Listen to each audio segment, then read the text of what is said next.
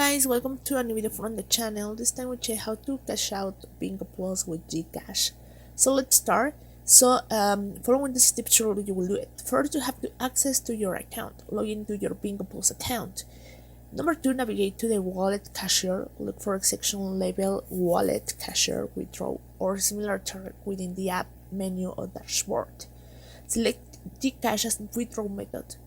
Choose the Gcash from the list of available payout options, and note that you must be fully verified Gcash account holder to receive funds directly. Enter the withdrawal amount and put the amount of money you wish to cash out.